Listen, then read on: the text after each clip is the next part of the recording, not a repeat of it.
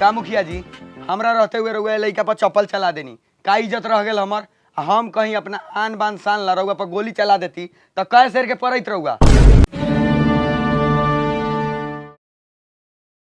ना भैया छोड़ दो तो मर जाई। हर सराई भोसरी मोरी तोबे मानी मौका मरा समझ ले बारू चल साला।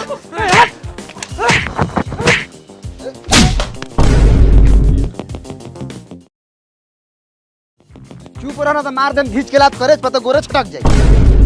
एगो गोल मरीच लेके लेके खोजले बारे करिया बुचेन मारो ना त का करो।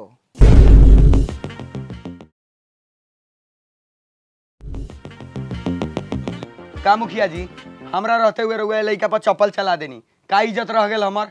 हम कहीं अपना आन बान शान ला रउआ पर गोली चला देती तो कै शेर के पड़त रउआ।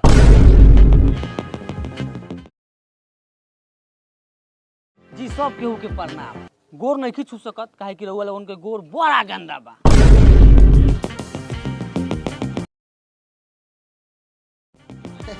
लेकिन ई गोरवा सरोवर मुंह के तुलना कर दिया है तो रउआ लाजे पात दे हम मेहमान।